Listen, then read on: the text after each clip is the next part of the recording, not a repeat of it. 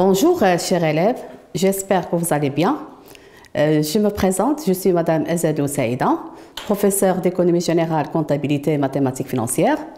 Aujourd'hui, j'ai le plaisir de vous présenter un chapitre qui s'inscrit dans le programme de la comptabilité mathématiques financières destiné aux élèves de la première année sciences économiques.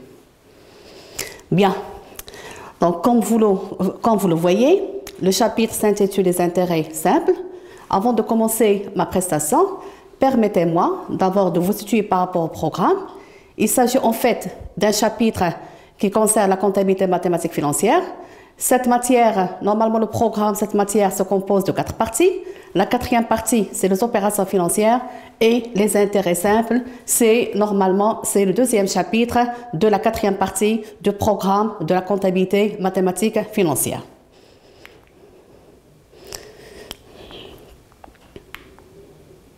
Bien, donc les intérêts simples. Là, on va commencer par la première partie. Les intérêts simples, normalement, se composent de 2 parties. La première partie sera consacrée à la notion d'intérêt simple. La deuxième partie qui va faire l'objet d'une deuxième séquence concerne la valeur acquise. Bien, le plan de cette première partie se compose de la manière suivante. On va d'abord commencer par un exemple pour découvrir la notion d'intérêt et beaucoup plus les calculs ou bien la méthode de calcul de l'intérêt simple. Après, on va élaborer ensemble une définition de l'intérêt simple pour dégager après une formule et passer après aux applications.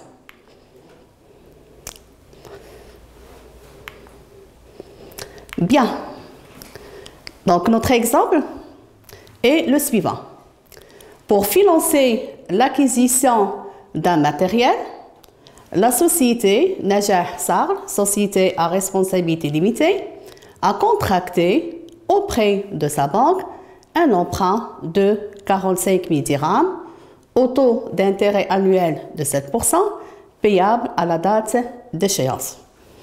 Donc là, vous remarquez qu'il s'agit là d'un emprunt contracté par la société à la date 0. Il sera payable d'ici une période bien déterminée. On va préciser après la durée. Bien, la banque lui propose 3 possibilités de remboursement suivantes. La première possibilité, c'est remboursement dans 2 ans. La deuxième possibilité, c'est le remboursement dans 1 an et 4 mois. Troisième possibilité, c'est le remboursement dans 400 jours. Bien, donc là, vous remarquez, ou bien vous avez déjà étudié la notion d'intérêt en économie générale. Vous avez déjà vu avec votre professeur que l'intérêt, c'est l'argent, ou bien c'est le loyer de l'argent. Là, au niveau de notre matière, ce qu'on va voir, c'est comment on va calculer l'intérêt. Comme vous le remarquez d'après l'exemple, il y a des éléments qui peuvent déterminer, ou bien des éléments qui sont importants pour déterminer la méthode de calcul de l'intérêt. Bien, le travail à faire. La première question, préciser l'obligation de la société Najah Sarl envers sa banque à la date d'échéance de l'emprunt. Oui, on vous demande de préciser l'obligation de la société Najah, société à responsabilité limitée, envers sa banque à la date d'échéance de l'emprunt. Effectivement, la société doit payer, en plus du capital emprunté, il doit payer des intérêts. La question 2, pour chaque cas, déterminer le montant des intérêts à payer par la société à sa banque. Là, on vous demande de calculer l'intérêt. Comment je vais calculer l'intérêt? Donc, on va essayer encore une fois de revoir l'exemple, de revoir les données. Quelles sont les données qu'on a? On a d'abord un emprunt qui est égal, l'emprunt qui est égal, qu'on va représenter par E, qui est égal à 45 000. Donc, un emprunt qui est égal à 45 000 dirhams. Bien, on a un taux d'intérêt qui est égal à 7%. Oui, exactement. Et qu'est-ce qu'on a encore? On a des propositions de la banque. la première proposition, c'est le remboursement de 2 ans.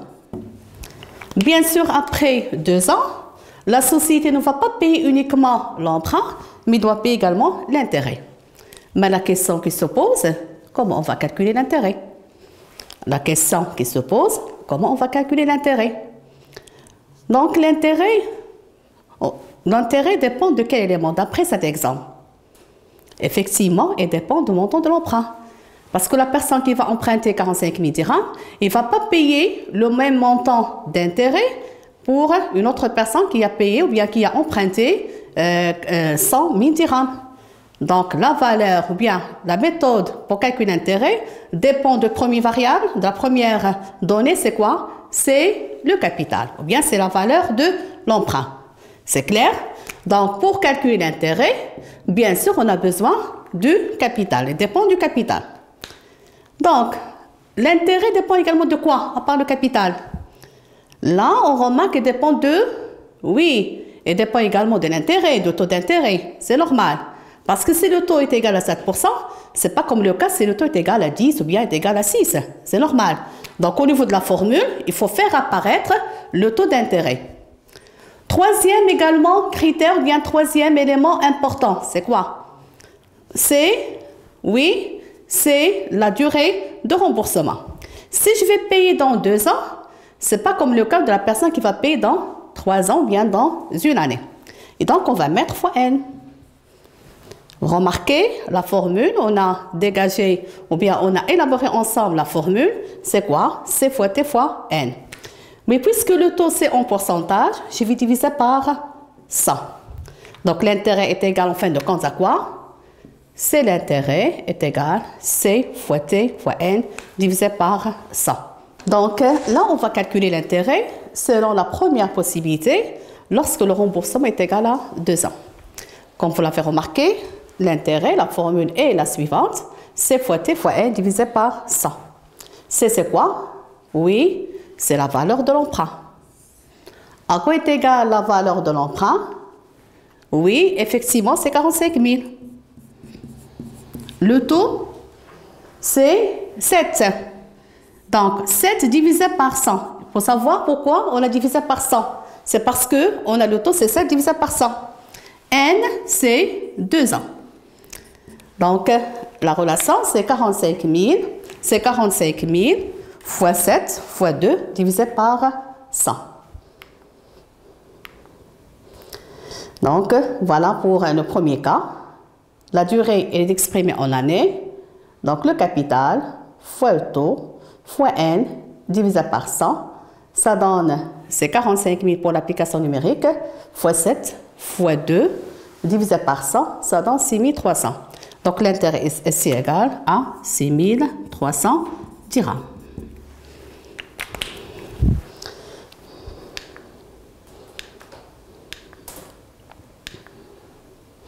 Donc, la formule, donc l'intérêt est égal à 6 300 dirhams.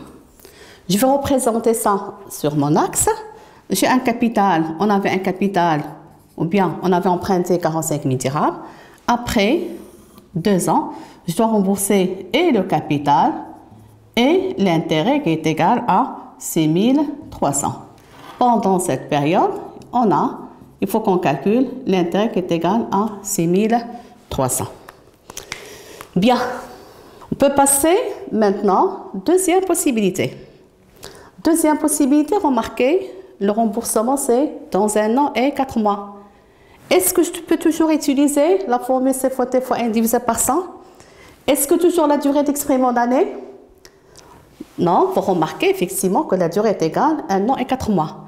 Comment je fais qu'on peut convertir l'année en mois ou bien le mois en année? Donc, c'est la raison pour laquelle il faut quand même penser à une autre formule qu'on peut utiliser si la durée est exprimée en mois. Donc, la formule sera la suivante. Je vais toujours tracer mon axe. À la date 0, on a un emprunt ou bien capital qui est égal à 45 000. Cette fois-ci, la durée est égale à 1 an et 4 mois. Donc, toujours, je veux calculer l'intérêt. Donc, puisque n est égal à 1 an et 4 mois, je peux convertir sa durée en mois. Dans une année, on a 12 mois. Donc 1 fois 12 plus 4 mois, ça fait, oui, effectivement, ça fait 16 mois. C'est clair? Donc on a la durée est égale à 16 mois. Je passe maintenant à la formule. La formule de départ est égale, oui, C fois T fois N sur 100. Bien sûr, N est exprimé en années. Maintenant, je veux avoir la formule pour les mois. C'est la raison pour laquelle je vais diviser par 12. Pourquoi j'ai divisé par 12? Parce qu'effectivement, dans une année, on a 12 mois. Donc, on va avoir C fois T fois N divisé par 1200. Avec N, cette fois-ci, c'est le nombre de mois. Ce n'est pas comme le cas précédent. C'est le nombre, le cas précédent, c'était le nombre d'années. Maintenant, c'est le nombre de mois. Donc, l'application numérique sera de la manière suivante. On va calculer l'intérêt. L'intérêt, on a dit, c'est le capital. Toujours le capital, c'est 45 000. Le taux d'intérêt, c'est toujours 7. Et la durée, on l'a déjà calculé en années, c'est 16 mois divisé par 1200. Et vous allez remarquer, pour le deuxième cas, lorsque la durée est exprimée en mois, l'intérêt est égal à quoi? C'est le capital fois le taux fois N divisé par 1200. Donc, pourquoi on a mis divisé par 1200? Parce que cette fois-ci, N est exprimé en mois. Donc, l'application numérique, c'est 45 000 fois 7 fois 16 divisé par 1200. Donc, ça donne 4200. Bien, on va passer maintenant au troisième cas, ou bien troisième possibilité. C'est quoi? Le remboursement, cette fois-ci, dans 400 jours. Donc, remarquez maintenant, il nous faut une autre formule qu'on peut appliquer pour lorsque la durée est exprimée en jours. Donc, toujours, on va partir de la formule de départ. On a toujours un capital ou bien un emprunt de 45 000 qu'on va payer dans cette fois-ci dans 400 jours. Dans 400 jours. La formule de départ. La formule qu'on a appliquée pour les mois. C fois T fois N. Mais cette fois-ci, N, c'est le nombre de jours. Je veux normalement la formule pour lorsque la durée est exprimée en jours. Donc, là, on va mettre divisé par 1200 fois. Dans chaque mois, normalement, on a des mois, là, on a 30 jours, 29, 31. Mais pour généraliser, on va supposer que pour chaque mois, on a 30 jours. Donc, 1200 fois 30. La formule devient C fois T fois N divisé par 36 000. Et on va faire l'application numérique. On aura quoi? Toujours pour le même emprunt. Le capital, c'est 45 000 dirhams. Le taux, c'est 7. La durée, c'est 400. Et on va diviser par 36 000. Et vous allez remarquer donc le résultat. Lorsque la durée est exprimée en jours, remarquez la formule C fois T fois N divisé par 36 000 cette fois-ci. C'est-à-dire 45 000 fois 7 fois 400 divisé par 36 000, donc ça donne 3 500. Donc bref, la formule est la suivante. Soit qu'on va voir C fois T fois N divisé par 100. Quand est-ce qu'on va utiliser ça? Oui, lorsque la durée est exprimée en année. Et lorsque la durée est exprimée en mois, la formule sera comment? C fois T fois N divisé par, oui, divisé par 1200. Lorsque la durée est exprimée en jours, c'est C fois T fois N divisé par 36 000. Bien, et donc je reviens toujours à l'exemple pour récapituler. Donc, préciser, la première question, on vous demande de préciser l'obligation de la société Najah Sarl envers sa banque à la date d'échéance de l'emprunt. Donc, la réponse, à l'échéance, la société doit rembourser non seulement le capital emprunté, mais également les intérêts simples. Deuxième question. Pour chaque cas, déterminer le montant des intérêts à payer par la société à la banque. La réponse, pour chaque cas, le premier cas, lorsque la durée est exprimée en années, donc C fois T fois N divisé par 100, c'est-à-dire 45 000 fois 7 fois 2 divisé par 100, donc ça donne 6 300. Lorsque la durée est exprimée en mois, C fois T fois N divisé par 1200, donc la formule c'est, ou bien le résultat c'est 4200. Et troisième cas, c'est 3500. Sachez qu'il s'agit de la même formule, c'est juste, on va l'adapter en fonction des données qu'on peut avoir. Donc, à partir de cet exemple, c'est quoi l'intérêt? D'après ce que vous avez vu maintenant, et également ce que vous avez vu en économie générale. Oui. Donc, l'intérêt, la définition de l'intérêt, c'est le loyer de l'argent placé ou prêté. Je peux placer un capital et avoir des intérêts. Je peux demander un crédit et payer des intérêts. C'est la raison pour laquelle, au niveau du plan comptable, vous remarquez, on a les intérêts dans la classe 6, donc 6311, intérêts des emprunts et dettes. On a également les intérêts dans la classe 7, intérêts et produits assimilés. Donc là, il y a soit une personne qui va payer des intérêts, une autre personne qui va les recevoir.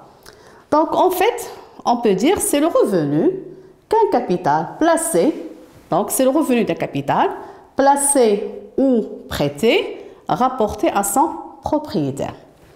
D'ailleurs, ça rejoint la définition qui a été donnée en économie générale, parce que les matières sont complémentaires. Bien, il y a l'intérêt toujours, c'est le loyer de l'argent placé ou prêté, c'est le revenu qu'un capital placé ou prêté, rapporté à son propriétaire. Bien, maintenant la formule. Donc, d'après l'exemple, on a trois possibilités. Soit que la durée est exprimée en années, donc c'est quoi? C fois T fois N divisé par 100. Très bien. Si la durée est exprimée en mois, c'est quoi? C fois T fois N divisé par 1200. Bien. Et si la durée est exprimée en jours, C fois T fois N divisé par 36 000. Avec bien sûr C, c'est le capital, ça peut être un emprunt, ça peut être un placement. T, c'est le taux d'intérêt annuel. N, c'est la durée de placement. C'est clair? On peut passer maintenant aux applications. Bien. La première application, on a supposé que la société a placé les capitaux suivants. Donc, le premier capital, c'est 8 000 dirhams. La durée de placement, c'est 5 ans. Le taux d'intérêt, c'est 8%. On vous demande de calculer l'intérêt simple. La formule qu'on va utiliser, oui, C, oui, fois T, fois N divisé par 100. Très bien, parce que la durée est exprimée en années. Pour le deuxième cas, on a un capital de 25 000 dirhams. La durée de placement, c'est 27 mois. Le taux d'intérêt, c'est 5%. On vous demande toujours de calculer l'intérêt. Quelle formule vous allez choisir? Oui, C fois T fois N divisé par, oui, 1200. Troisième cas, un capital de 36 000 dirhams, la durée de placement 134 jours, le taux d'intérêt 6%, l'intérêt est égal, oui, toujours C fois T fois N, mais cette fois-ci divisé par 36 000. Très bien. Le résultat est le suivant, il est égal à C fois T fois N divisé par 100. Donc, 80 000 fois 8 fois 5 divisé par 100, ça donne 32 000. Deuxième cas, C fois T fois N divisé par 1200. Troisième cas, C fois T fois N divisé par 36 000. Pour le premier cas, l'intérêt est égal à 32 000. Deuxième cas, 2812,5. Troisième cas, 804 dirhams. Bien, deuxième application, vous avez un capital, la durée de placement, le taux d'intérêt, il y a certains éléments qui manquent. Donc, je vous laisse le soin de faire cet exercice. Entre-temps, je vous souhaite bon courage et à la prochaine séance ou bien au prochain rendez-vous. Merci de votre attention.